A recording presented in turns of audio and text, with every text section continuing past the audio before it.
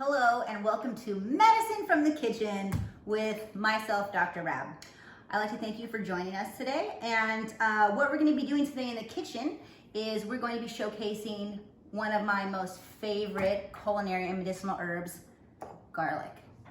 And the form with which we're going to be using garlic in today is called a garlic tincture. Basically garlic infused in this case, alcohol over a period of time. So come along with me and let's see how to make this amazingly beautiful and simple home medicinal remedy.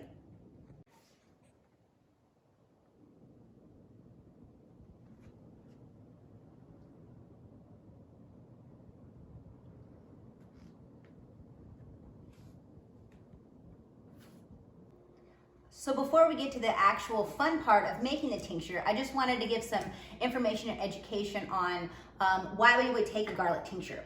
So one of the reasons why we would take a garlic tincture is because, strangely, some people do not enjoy consuming garlic, and taking 4 or 5 drops of a garlic tincture in water is much more palatable way for people to get in that medicine than, say, again, consuming raw cloves of garlic. And each form of garlic, from raw to capsules to tincture, they all have different properties where they'll have more of one compound and less of another. And when we do it in tincture form, you're going to be able to extract, since we're doing it in an alcohol-based solution, we're going to be able to extract the alcohol-soluble components of garlic. And not only are we going to get those alcohol and water-soluble compounds into the tincture form, we're also going to have longer shelf life. Whereas raw, obviously we can't keep around for that long, and in a tincture, sometimes if we prepare and store correctly, it can last for up to a year. So that is one of the reasons, those are some of the reasons that we would do a garlic tincture and why we're doing one today in my home.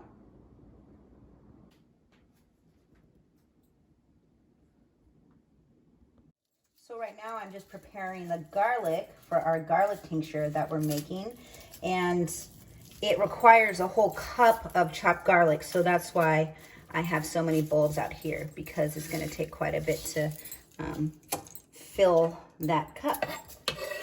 And I'm taking the skins and I'm putting them in a bowl because I have a compost heap in the backyard, so these can be added to that instead of just throwing them away in the garbage. Okay, so I'm going to see how much this gives us here. And that was 1 whole head of garlic.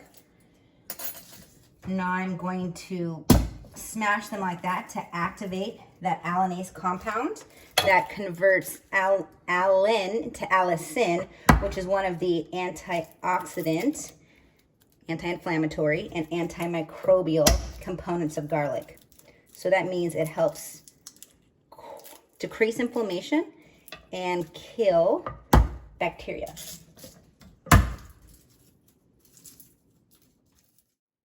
Okay, so we have approximately about a cup of garlic here.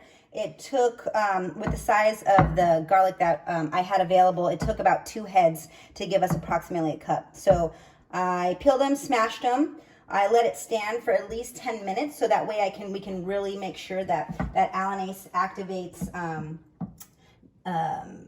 that allicin component that we're looking for therapeutically when we're using garlic, and especially in a tincture. So I'm going to chop it and we'll go from there. I don't know if you want to watch.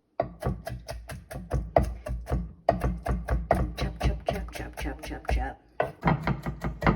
So when preparing your garlic for your garlic tincture, you're going to want to make sure that you chop up the garlic very finely. You can even use a grater if that tool works better for you. But the reason why we want to prepare the garlic so finely is because that's going to increase the surface area with which the garlic will come in contact to the liquid that we're using. In this case, we're going to be using vodka. So once again, just make sure you mince as finely as humanly possible. Okay, so the garlic is chopped and it's sat, so we've got some good allicin components in it, and we have approximately a cup. It's a little under, but not to worry, it's still fine if it's not exactly a cup. So now that we have that, we're just gonna take it and place it in any jar of your choosing that's gonna be able to fit everything. So that's there. Then I'm gonna take, this time I'm gonna be using vodka. And the reason I'm using vodka is because my lovely partner normally has a readily supply available. So that's why I'm using this. You do not have to use something as expensive. You can use a grain alcohol or any other alcohol that you might enjoy the flavor of more. So just 2 cups. So down the hatch, 1. This is very labor intensive, you can tell. You're gonna sweat a lot doing this one. Whoops. Okay, so there we go. That's that. Then we're gonna go ahead and put the lid on it, which seems to be missing. So we got our lid, like this. Screw it on real tight, and then we always wanna label everything, because even though we think we might remember, we don't always. So I'm gonna put a label on it of the ingredients and the day. So we've got garlic, and we've got vodka, and we have the date today, which is, okay. So now from here, what we do is we give it a shake, nice good shake, right? Because the more we shake it, the more we're gonna really help those active constituents get into the liquid, okay? So we do this, and then we walk to our pantry, place it like so, and that's that. Now, every day, what you're gonna wanna do is you wanna go to get this garlic tincture, this infusion, and you're gonna shake it, right? I like to shimmy a little bit when I shake it, but that's optional. But you wanna shake it, as I said, so you can really make sure those constituents are getting in from the garlic into the liquid. So we do that every day for about 3 weeks, and then after that, we're ready for the final step for our tincture preparation. So miraculously, 3 weeks have passed. I'm still wearing the same outfit. I think it's quantum physics accounts for how quickly that happened, but we're ready to go back into the cupboard and take out our magic tincture that we, again, have been agitating and shaking every day for the last 3 weeks.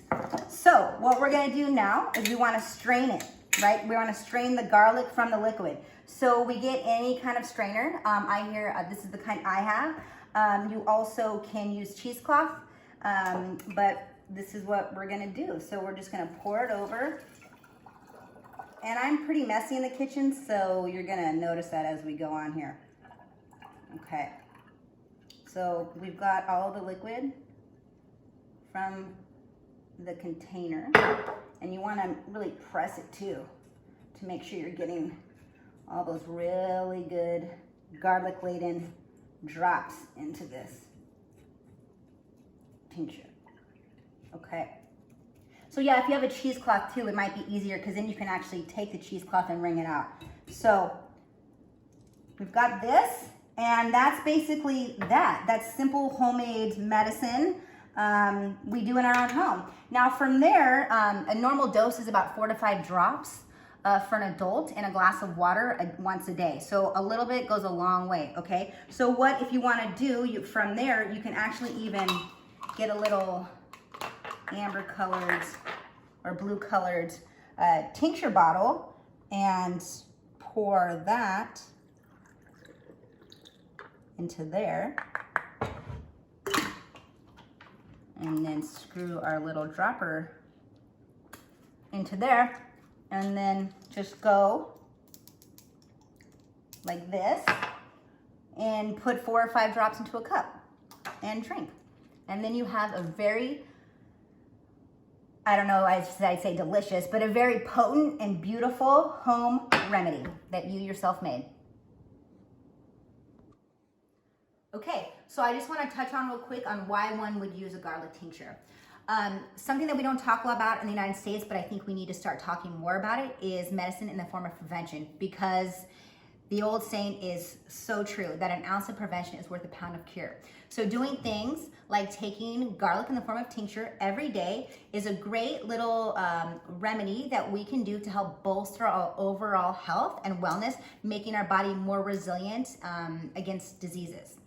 Other things that garlic has been shown to be really good at is helping with like the cardiovascular system, immune health, again, killing off viruses and bacteria and fungus. So garlic has many, many, many amazing medicinal properties. So if you have a condition and you want to know if garlic is the right remedy for you, please consult your local healthcare practitioner. And if you have a naturopath in the area, I highly recommend you visiting them because we might just surprise you. This information is not intended to treat or diagnose diseases, and as always, please consult your healthcare practitioner, a naturopathic doctor hopefully, if you would like to use and make this remedy. Thank you very much.